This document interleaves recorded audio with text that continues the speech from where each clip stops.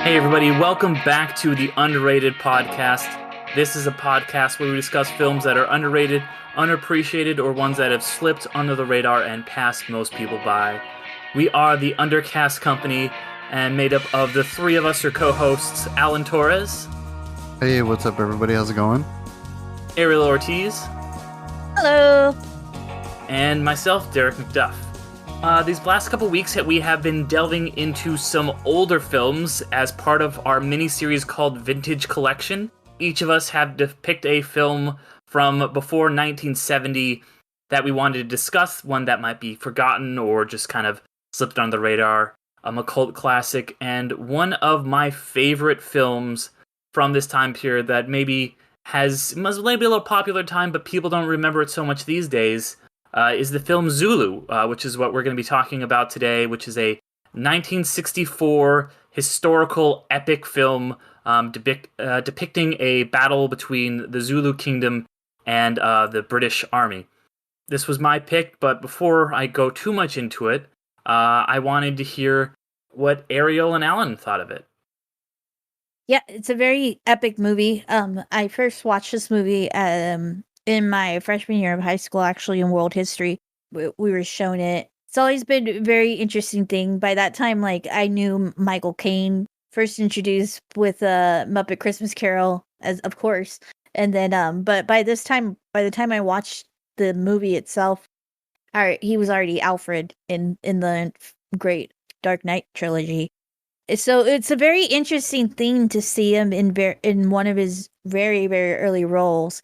Introducing Michael Caine, the opening credits say. Yeah, exactly. And he's third tier listed as well. Yeah, for that reason. And so yeah, it is a very cool thing to see him in this role. It's always been such an epic movie. The contents of the war very much akin to you could say the Middle Eastern wars, where not really a war that should have happened. Also Vietnam, not really a war that should have happened, but had these battles to them, and this one very much akin to the Battle of the Alamo in U.S. history of underdog kind of regime of soldiers kind of going against an epic amount of foes and just kind of making it out by just their wits and their strategy. And kind of in this movie, kind of it's depicted the Zulu Warriors kind of stop fighting them because they kind of recognize that one, they're dwindled very low, but so they're not really a threat anymore, but two, also kind of out of respect.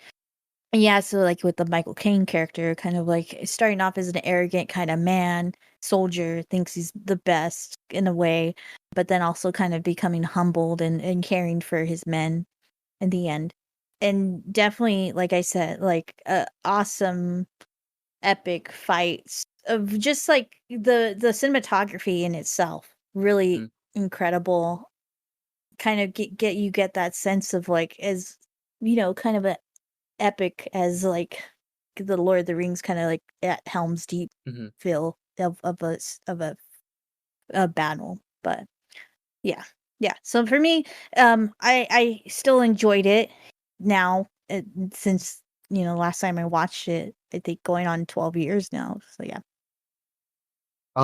Yeah, it definitely. I went in. I had no idea what it was. Woke up this morning and I just popped it on right away, and I was like, all right, we'll see what it is. I all I knew was that Michael Caine was in it from the cover on Roku, and I was like, okay, and that was it. And yeah, this definitely would have been a perfect movie to show in high school for world history. Like you literally said it. You read my mind. I was thinking the same thing. I was like, yeah, dude, this feels like something I would have saw in high school because there's not a lot of gore. There's a lot of dudes getting shot with no bullet holes. And then the just the move back of classic. Very 60s. The classic Although the blood and the spears, I think was a lot more than you would see at the time. But yeah. My favorite was the guy. He was trying to shoot better, so he got on top of a barricade, and then he got shot, and then he did what Ariel said. He went, yeah. He turns back, And then he goes, "My leg," and I was like, "What?" I thought you got shot like in the fucking chest or like on the shoulder. He just like, "My leg" from like SpongeBob, and I was like, "Oh, okay." Yeah, yeah, I didn't expect it to be an epic. You know, I thought it was gonna be a movie, you know, the size of a tangerine kind of thing, and had to throw it in there, and yeah, Very, very epic music and very epic opening as well. Yeah. With the Zulu kind of thing, yeah. Just on fire fucking coming straight at the screen. Yeah, it like straight up came at me. I was like 8 in the morning, and I was like, "Oh, okay, we're here, cool." Like I was like, "All right, war movie, sick." Yeah, I think I dug it. I thought it was pretty cool. I felt it was a very kind of just straightforward film. I mean, like I know we did the other two with Peeping Tom and The Uninvited, and I feel like there were a lot more. There was a lot more going on. I guess like character wise, like it was a lot more deep. While this one was kind of more like, look at the production, look how big and epic it is, kind of thing. Where I honestly love that aspect of like older films where they feel fucking grand, like they feel huge, and they feel like I'm not gonna lie, like when I saw like those old the same thing like 60s epics where like Ben-Hur or Ten Commandments and all that stuff, where like they just feel fucking huge. Like I feel like I even as a kid I was like, did these actually happen? Because just the production is fucking insane. So like seeing that, you're almost like, holy shit. But yeah, this one I dug. I feel like yeah, I don't know. I kind of want to know a little bit more about it, like because again, I went kind of blind, so I was kind of like, okay, it's a war movie. All right, cool, sounds good. I did feel that it was a little slow at the start. Like I was like, okay, all right, I see where this is going. And then right after that first hour mark, it like picks up, and then like everything starts kind of coming together, and you're like, ah, okay. But yeah, I enjoyed Michael Caine's character. I really enjoyed the thief character. I'm pretty sure everyone probably loves that guy. Hook, yeah, Hooky, yeah. I knew it too. I was like, watch, this guy's gonna be like the shit. He's gonna get like a Medal of Honor, a Purple Heart, whatever. And he did, and I was like, oh fuck, okay, cool. Like, I swear that guy, I've seen him somewhere. He has such a recognizable smile. Like he made a lot of fucking great faces during his his fight scenes.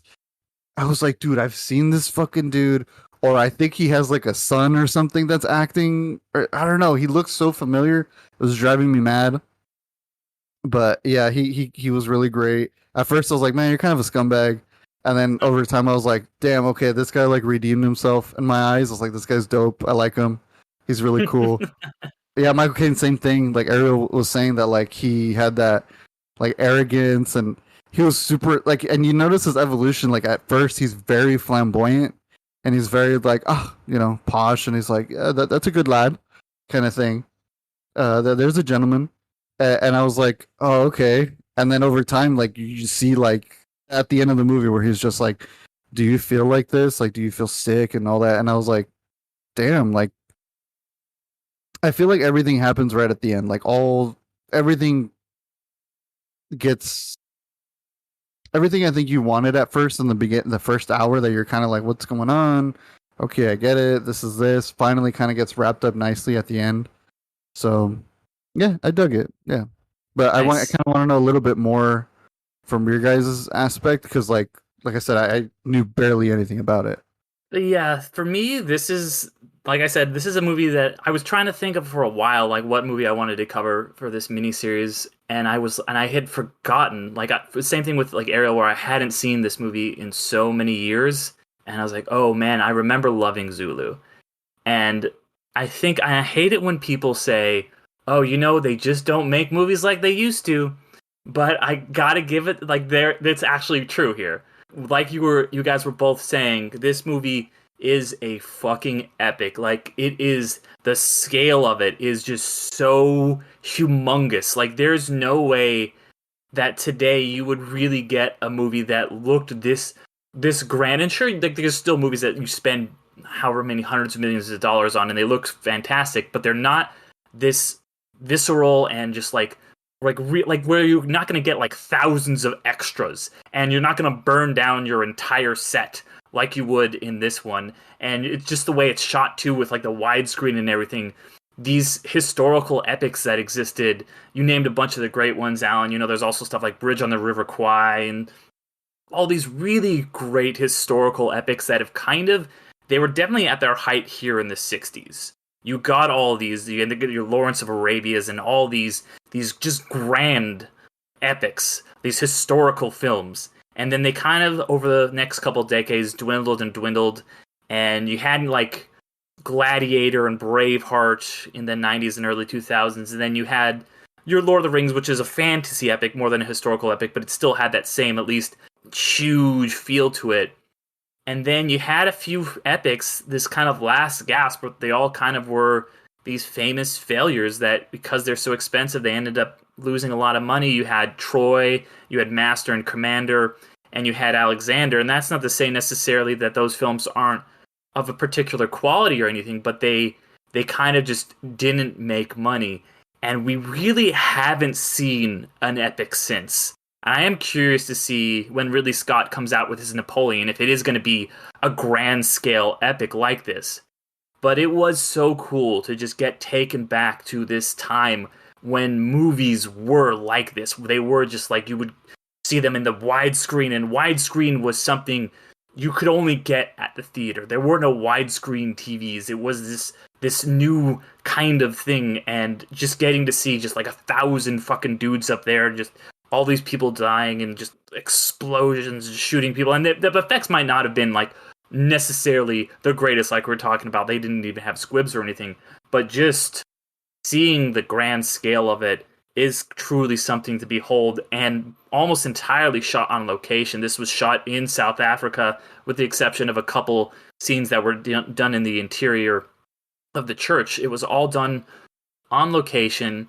They actually had all of the extras were of the Zulu tribe. That I thought was really cool, because that was something I was a little worried going back to about this. I was like, this is a movie from the 60s about a bunch of like British dudes against a bunch of Zulu people.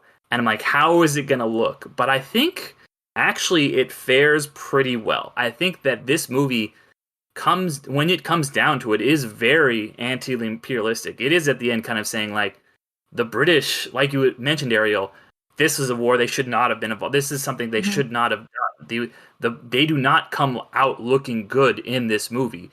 The Zulus, I think, because this movie kind of sparked my interest in years and years back, the Zulu culture, and just kind of being very interested in that. I remember, I don't know if you guys remember that show Deadliest Warrior, but they did a Zulu episode, and it was just like, oh man, yeah, go Zulu, you know. Yeah, dude, I love that show. They Right? even put a British helmet on the mannequin that they use the Zulu weapon on. That's In so all perfect. That's cool. Yeah.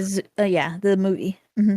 But yeah, so it's, you know, the Zulu, they are treated with such respect to the point where the Zulu chief in this movie, or the Zulu king in this movie, is actually the kind of current chief of the Zulu people, and he's actually also the grandson of the guy he's playing, the great grandson of the guy he's playing. So I thought that was like a little cool thing. So they really did have a lot of respect for the culture, and when they come, it's not just like 300 or something where it's like these evil invading armies. They are treated really respectful, and at the end, the British are kind of like looking around, and they see, like you mentioned, with Michael Caine kind of reflecting, like, I feel sick. You have the guy doing the roll call, and he's just going down the list, and just so many people are dead, and it's like, what was the point of any of this, of defending this random crag of land that we stole from the Zulu people?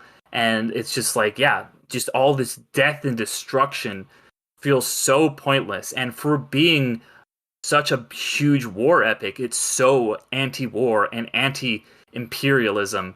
And that really, it was something that resonated with me when I first saw this, when I was a teenager, but so much more now, being quote-unquote grown up and having seen so many more things in the world. And the fact that they were able to make this much of an kind of British anti-imperialistic movie in the 60s, I thought was pretty forward thinking. Yeah, it definitely gives out feels of like a latter movie to this Hmm. movie of like Full Metal Jacket in a way, like where Yeah. that movie ends very much so with the main character having that still that sense of feeling of like what's even the point of this? There's no point to this horror that calling back to another good movie as well with I was about to say Heart of Darkness, Apocalypse Now. But yeah, like it just gets that feel of like the majority of war, being pointless and it was definitely a very high concept for this movie to make. Like it's definitely something that's a lot more easier to I don't want to say talk about, but come to mind in a writer's mindset of like war, the negativity of war being some pretty much like outweighed mainly and for the majority of the time to the positive of war.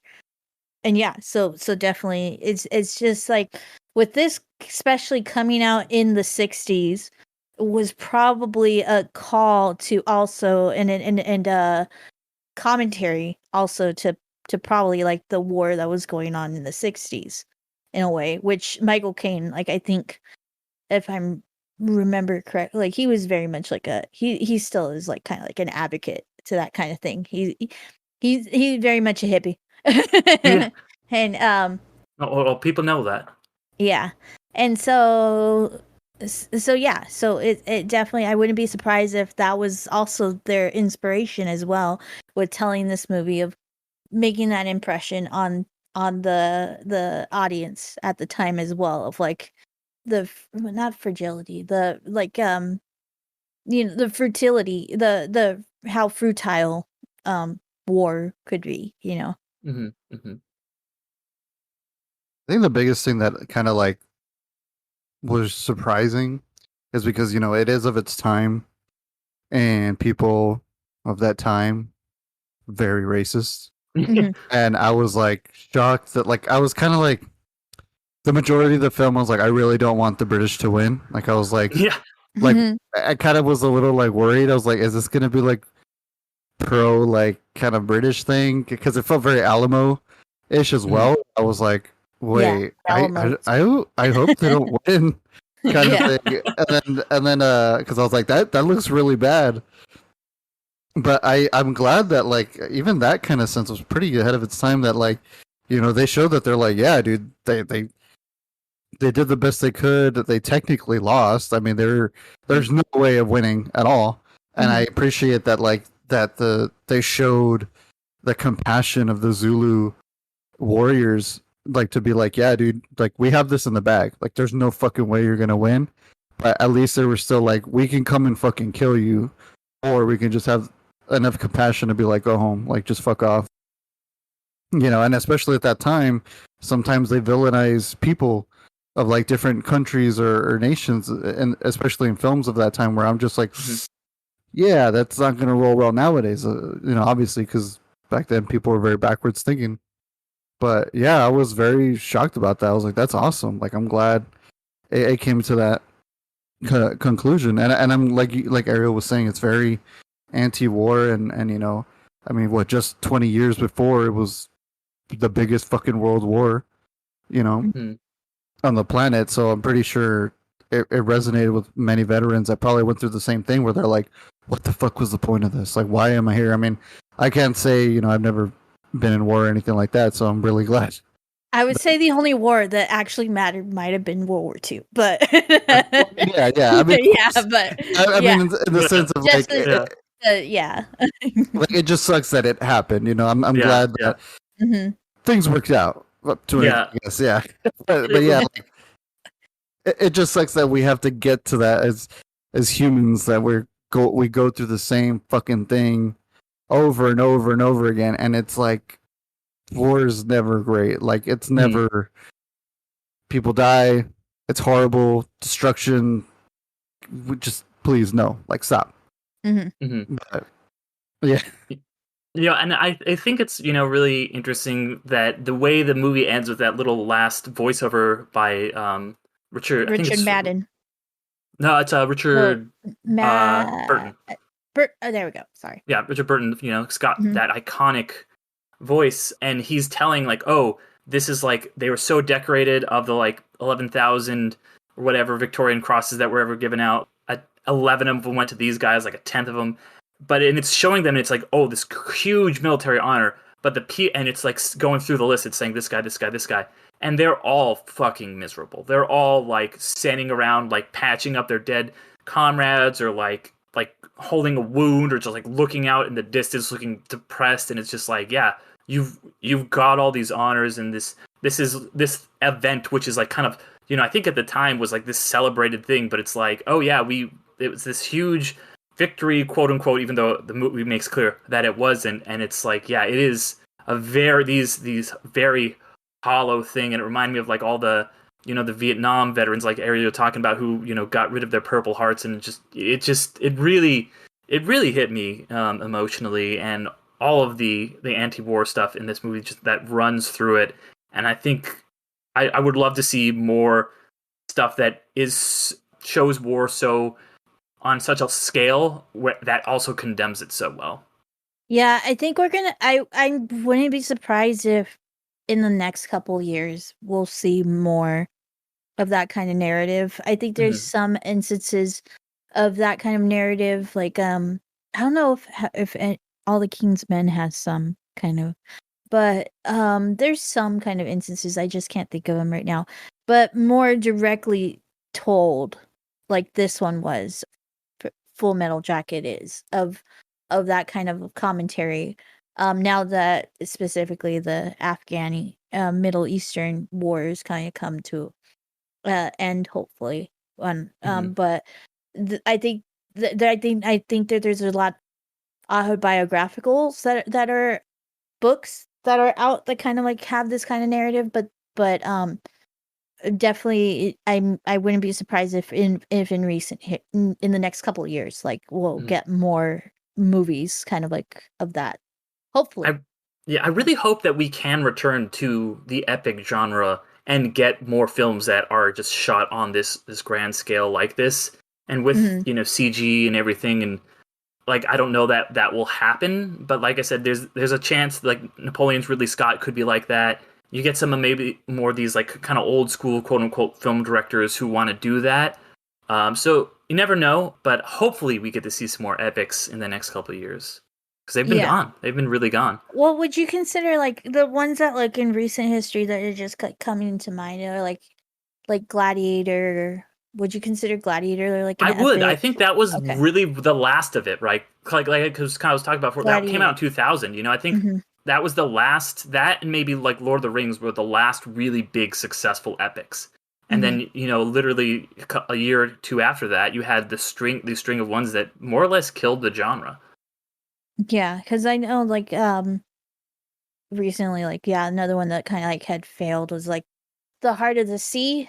It was the one about like the true story of the Moby Dick Yeah, and Chris stuff. Hemsworth's in So that, right? yeah, yeah. So that's kind of like, I know that there's like been some that like kind of like come in. Like I think another one with Robert Pattinson, what was like The City of Z, was kind of trying to kind of like that, a journey kind of movie, like it Mhm. like yeah, like an epic story, not like an epic grand scale, but just the, I guess, the epic story, the epic Mhm.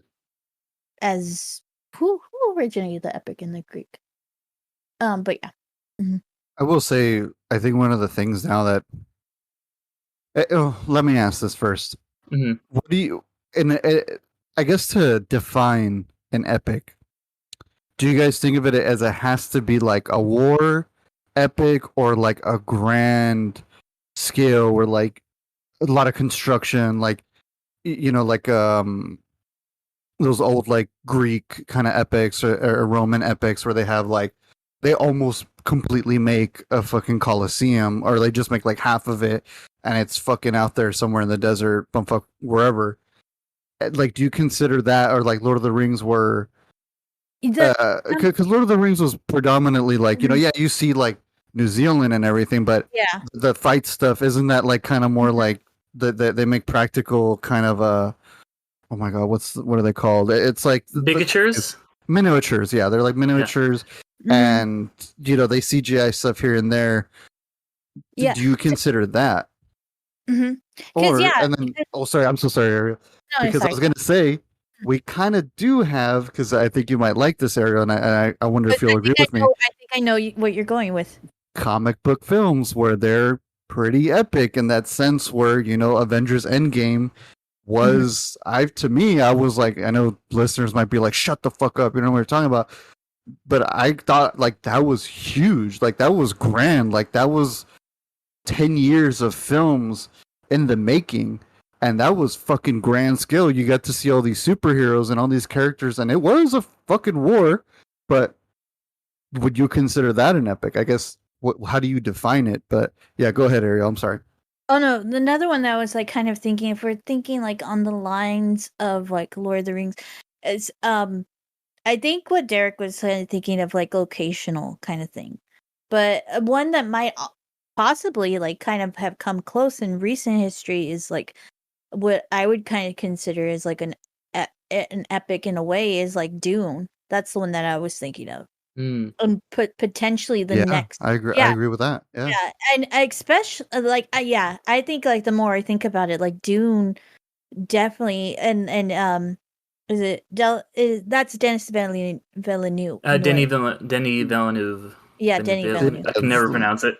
Dennis V for Vendetta, whatever his name is. The Mexican man. But that yeah, like those were like gigantic, like they shot in location in like Ireland and in the desert and stuff like that, and the shots themselves, I mean, it doesn't hurt with Hans Zimmer's music, but the shots that'll themselves give you an epic feel of that epicness. Yeah, like yes, the the sandworm is CGI, but even the depiction of that is like an epic. That shot, like I think that for me is like an epic when you get those like beautiful like shot long, like we said with this movie, like widescreen, like it's just like a picturesque, like you want to put it on your wall kind of thing. And like in recent history, I think like Dune has that kind of like those shots and stuff like that. And yeah, like so I mean, yeah, I think that honestly I hadn't thought of Dune, and to kind of answer your question, I think it is more of the second thing, where it is you have these huge practically sets and miniatures, and just you have just 1,000 extras and just huge productions and shot in, like, I guess today would probably be like IMAX, would be the equivalent of it, like a Nolan thing or something. I actually was thinking a lot about Endgame and whether or not that would qualify as an epic. I don't think so, because I think it's only the end of that movie that is kind of that. It's most of the movie is kind of like just a team time heist and stuff, and a lot of that stuff it is a lot of CG, and there's a lot of the characters there's not a lot of extras and stuff like that. I'd say maybe even more Infinity War. The end of that feels more epic than like the final battle at the end of Infinity War feels like it's more from an epic than Endgame. I would say Dune definitely, I think, would maybe qualify.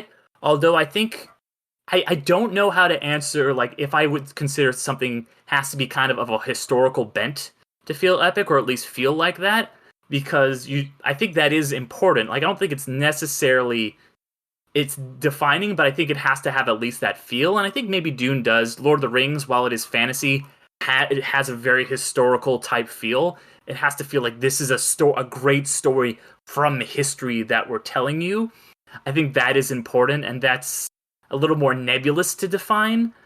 So we'll I don't say know. that the thing that Dune edges out with Lord of the Rings is like Dune actually makes me want to like know the history, at least personally. Like I'm probably the other way around, because I'm like, ooh, yeah.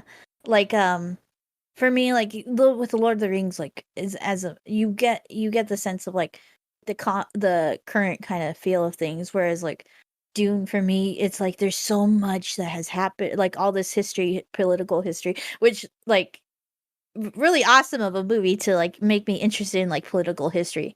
But yeah, like I don't know. I think just Dune just like hit me in the right way, because like I just really love that movie. Yeah.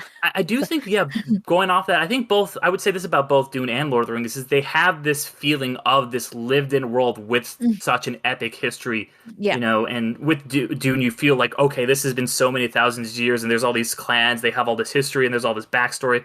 And I think Lord of the Rings is the same, where it's like, there's all these kingdoms, and they've been fighting Mordor for so long, and these elves, this Galadriel's been, like, living for so long, and that's why, one of the reasons I just watched, they just premiered yesterday, when we are recording the new Lord of the Rings show, and I've been like really into that because it's like, wow, this is this history that we've been hearing about because Tolkien wrote so much. Both Tolkien and of course Frank Herbert wrote all of this lore, and I absolutely love the lore stuff, and that's definitely present in Marvel, the MCU stuff, but it feels more like they are kind of, while they're adapting comics and stuff like that, it's not like, okay, here's the exact story. We're not No, like doing a yeah, one for one. because but also with Marvel, like we've essentially like gotten the beginning of the history, like Yeah. It whereas doesn't like feel as lived. It's with like the regular yeah, world, and it hmm doesn't feel like it has this lived in like lore and culture and history in the way yeah, that these like films do. yeah, it's like Although that's what I will we've say. seen the history. That's Yeah. essentially like we've lived the history in real hmm time. Whereas it might be different if somebody like came and watched Infinity War, for hmm example, as their first Marvel movie, and then to have all this history that came before it, hmm kind of thing. Whereas, I like, will say yeah, though, Black like Panther does a good job of having that like history to this kind of like this thing, and I think that does yeah, carry yeah, over into definitely. Infinity War. So I will say that part of it definitely has that same feel of a Lord of the Rings or Hmm a Dune. Yeah. hmm Yeah, I think though too, we're kind of in this new. I mean, filmmaking's always going to change. It's always going to evolve. hmm So I feel like, yeah, we might not have like these. Maybe we don't have the resources or the capacity to have thousands of extras, which I love. I love that shit. But at the same time, though, I mean, with like computers evolving and we have all these absolutely amazing visual effects artists building these huge worlds like Dune, I feel like it's the epic has changed a little in a sense because back then, when this film came out, it was a big production and it was trying to be huge. Like it was all about the spectacle and being as grand as and big as it can be. While like there's plenty of other films at the time that weren't. The vast majority wasn't that. Nowadays, the vast majority are blockbusters, like huge fucking films. Like how Ariel mentioned that there's like scenes shot in IMAX and they're fucking grand and big, and it kind of reminded me of like the shot in the 2013 Godzilla, where yeah, it's not an epic by any stretch of the imagination, but there's some shots where I just go, holy shit! You feel that grandness. It's the first time they finally show Godzilla at the Hawaiian airport, and they did this really great. It's one of my favorite shots because it gives that grandiose kind of feeling of a god walking on Earth, where like that they're showing the Muto and everyone's screaming at the Muto, but when Godzilla shows up, it gets quiet and everybody sees him in awe, and then he does his iconic screonk fucking thing. Gronk. Screonk. But yeah, so I feel like nowadays it's a lot easier in an aspect to make epics in a sense, but I don't think they wouldn't. I don't know if they. I want to say I want to consider them like these old ones, but at the same time, I feel like it's a natural evolution because I'm pretty sure if you show people from that time, let's say some people didn't live long enough to get to the age we are now with films, or even some of the actors, you'd show them some of these fucking huge films. Like even I would even go as far as saying like Mad Max Fury Road is Yep. almost like it's huge, it's lived Yeah. in, and like that film, albeit it was filmed on location. There was a lot of CGI for a lot of like mountain stuff and terrain, and I was fooled. I legit thought that's how some of the parts of the world looked. Obviously, not the big fucking mountain with the water spouting out. Yeah, that's CG. But even that felt like a lived-in world. So I guess Yeah, my no, I question think was, that yeah, that would be an epic. Yeah, honestly, maybe it's just the historical epics that have kind of disappeared, and they're Yeah, like because that I mean, but it's also George Miller. Like he's like a fucking mad genius, and he can make shit like that. So he is probably still the exception. True, Yeah. true. Yeah, I think. Well, I think there's like, I think the for me, and I've thought about this a bit but just the overall genre of historical fiction, or even like, historical nonfiction, has kind of been in a lull in recent history, because I think we had an oversaturation of it about like maybe like not even a decade ago, like, I feel like that at like 10 years ago, I think we had like kind of like an oversaturation of like not even epics but just historical stories, and I Mm. feel like now it's kind of like becoming a lull, like even with biopics and stuff like that. It just feels like there's like a saturation in the cinema market right now for these biopics, in at least in my opinion. I think that that's why it kind of is contributing to like why they're not doing so well in the box office. I know that well, Elvis did okay, yeah, but I mean, I know that they probably were expecting more, especially from a Baz Luhrmann movie. Well, Um yeah, Elvis was interesting because yeah. it had a weak opening, but it did really like it had really really good legs. So that's kind of like Yeah. when we had Phil Iscove on a couple weeks ago. Like you can't we talked about how you can't tell the whole story of a movie's success just from its opening weekend. And I think Elvis really helped prove that. Yeah. Yeah. But I think that like, that might contribute to why historical epics aren't happening as Hmm. much nowadays, just because like besides the like you said, like with the that run of movies, like they came out back to back to back almost. So it kind of like feels like, I know that movies and cinema, like they go through ebbs and flows and stuff like that. And I think historical movies in particular always have an ebb and flow in cinema Hmm. history. Mhm. Yeah, I agree with that. Absolutely. I feel like, yeah, maybe it's just the historical epic might just be kind of dormant for right now. I Hmm. feel like Ariel said, it comes and goes, and also too, cinema's always had its like oversaturation of a lot of things. Like, yeah, the historical Mhm. epic, and then there was like westerns up the ass, and then over time, now in the past 30 years, now it's comic book films, Hmm. and there was zombie films and zombie shows and everything everywhere. Like, just that's like the double-edged sword of like Hollywood, is that what once there's something that catches the attention of the masses that everybody loves, it kind of gets oversaturated. So like, as much as I love the comic book films, they are everywhere. That's the world we Hmm. live in now, where it's that. And then I know like in the 2000s it was fucking zombies everywhere until like Walking Dead and everything, and it was just like, okay, I got over that shit. And then there's always something. But what the beautiful part about it is that there's going to be something new that's going to come down the line, where I hope comic book films don't like absolutely die. I know there's going to be a time where they're going to slow down, but there's going to be that new thing that comes later on where that's going to break the mold and change everything. Yeah, Yeah. yeah, definitely. Yeah.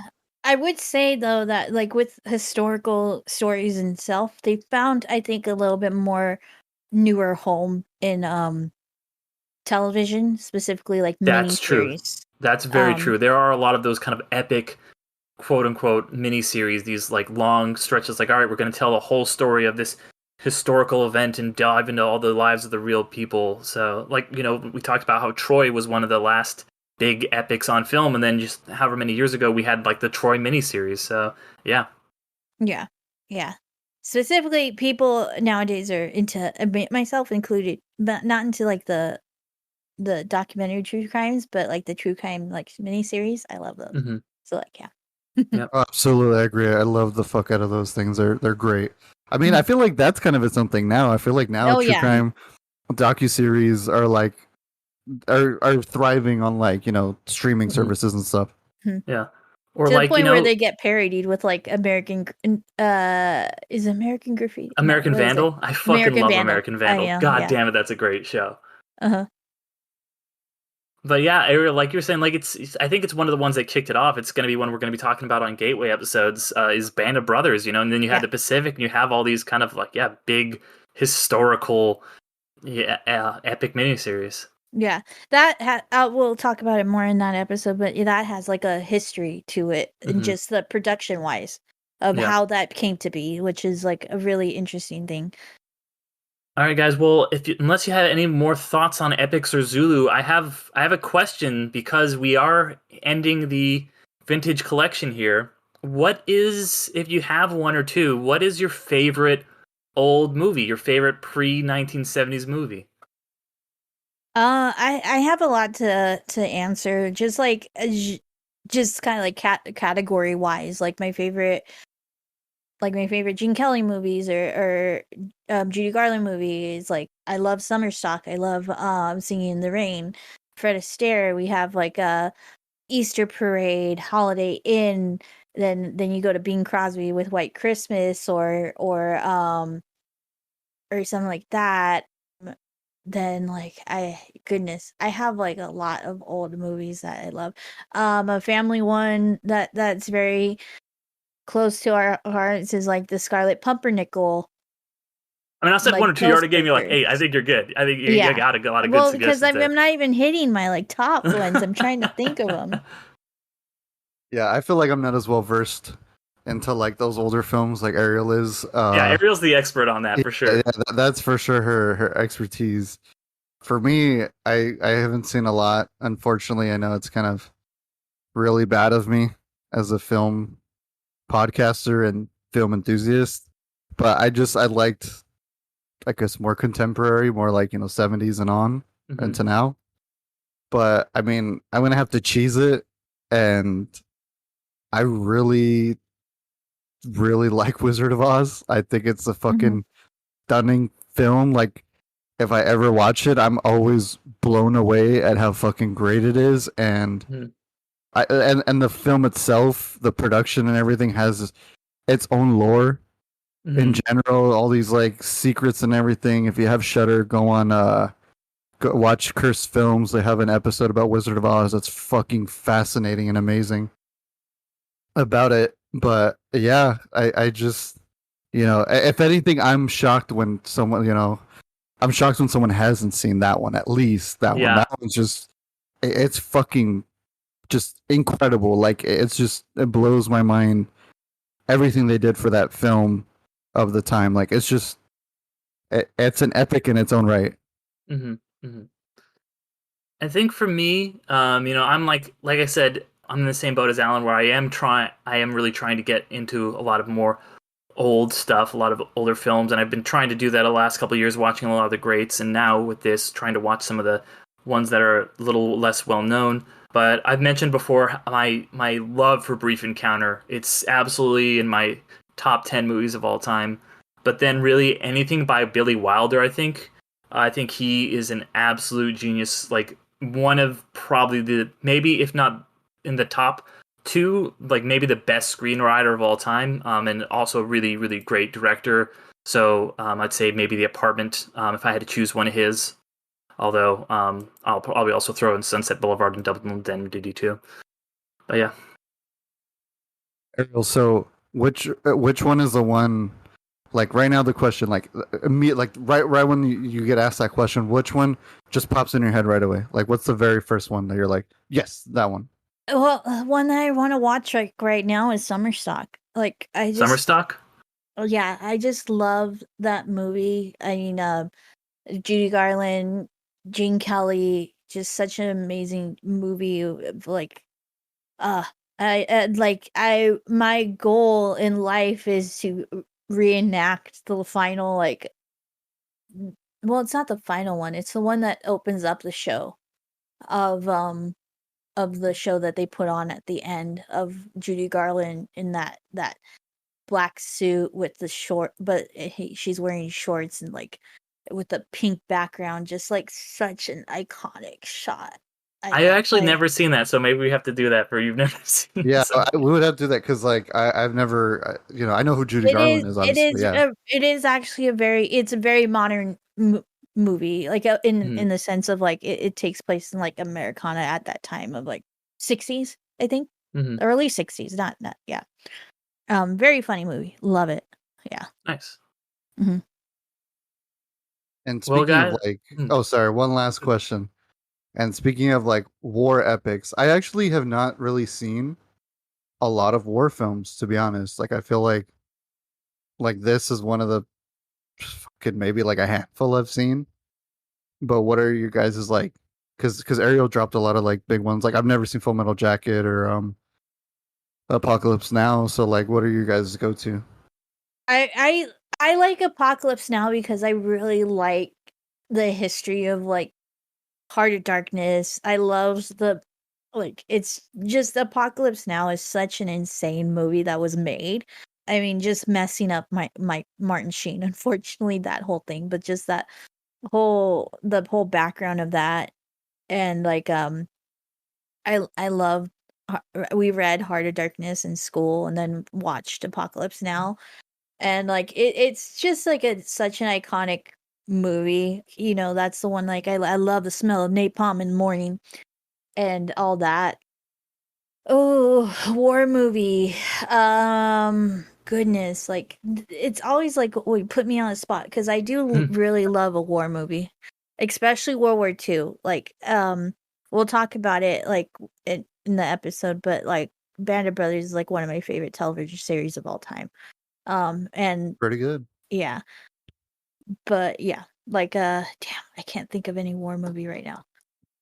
What about you, Trying Derek? to think. I mean, Lawrence of Arabia is obviously like fucking iconic. Bridge on the River Kwai. Those are both kind of these older epics. I haven't rewatched it in a while, so I don't know how it hold up. But Glory, I like a Glory's a good lot. one. Mm-hmm. Glory's really good. Um, Sad. yeah, it's a very sad movie. I actually kind of gravitate more towards like World War One films a lot more than World War Two. I think it's really kind of interesting. World War Two, Saving Private Ryan is iconic. But another Spielberg that I think is people don't love it, but I really do is War Horse. I think that's a really just kind of beautiful, sad film that you wouldn't see really that often. A story like that. Probably those ones off the top of my head. Those ones. You know what? I actually lied.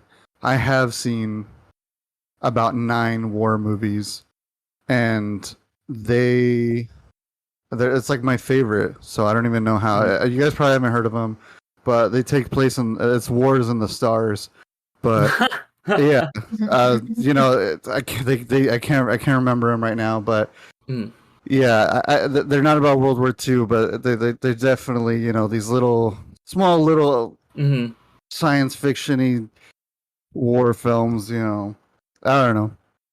I don't know how they're doing. Maybe they'll be popular one day, but we'll Yeah, I see. think they're just making TV shows out of them now. They're not too popular. Yeah, but Yeah, they're no biggie. But yeah, yeah. Oh, fucking Dunkirk! I forgot about Dunkirk. Dunkirk is great. Dunkirk too. Oh my Yeah. gosh. I'm on a Killian Murphy kick. His character in that, man, always destroys me. he's in it. Oh yeah, Yeah. Ah, Dunkirk. shit. You gotta watch Dunkirk, man. It's He's in fucking great. every Christopher Nolan movie, Yeah. almost. Which is like makes me so happy that he's finally getting his leading role Fuck in Hmm. yeah. Oppenheimer. I'm so excited for that movie. Like, yeah. I honestly just want to see it because of him. Like I Mhm. know about like the whole Oppenheimer stuff.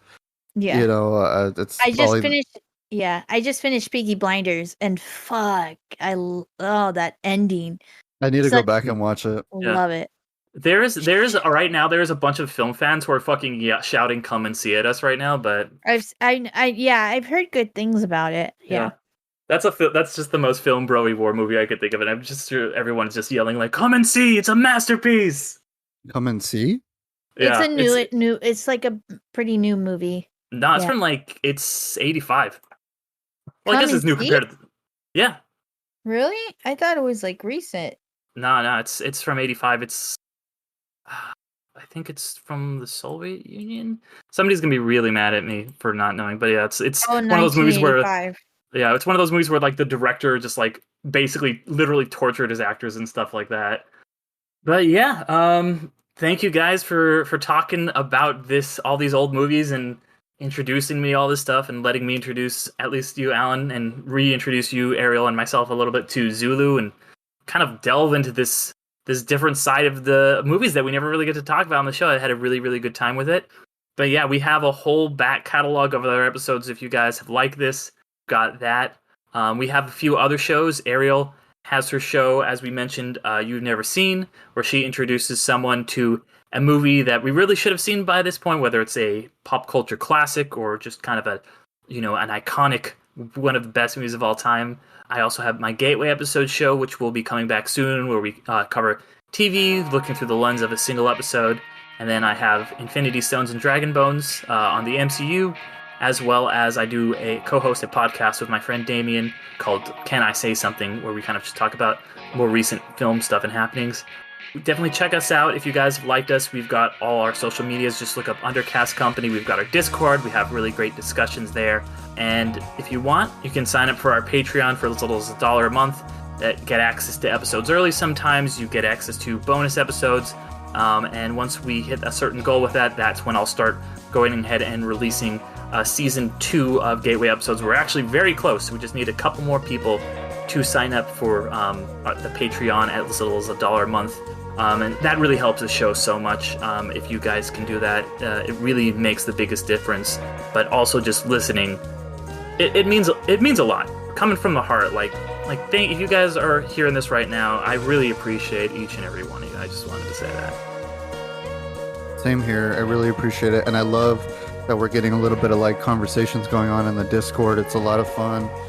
Sometimes I try and chime in. I don't get a chance because I'm at work, but I love hearing everybody talking about it. Again, big shout out to Derek's buddy Damien, because he helped me pick one of my movies for this miniseries. So please throw stuff out there. Please talk with us.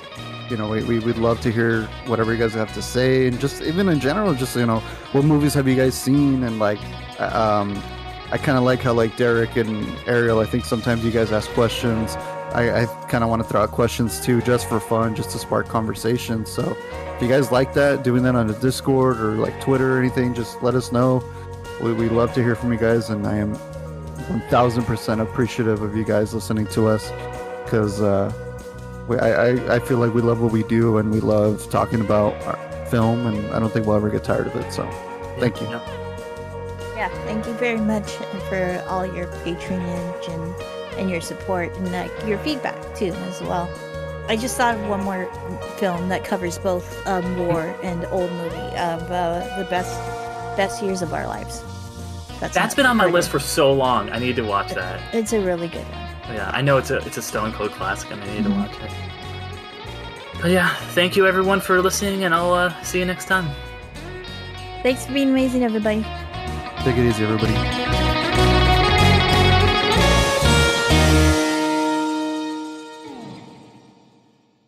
Christmas in Connecticut also.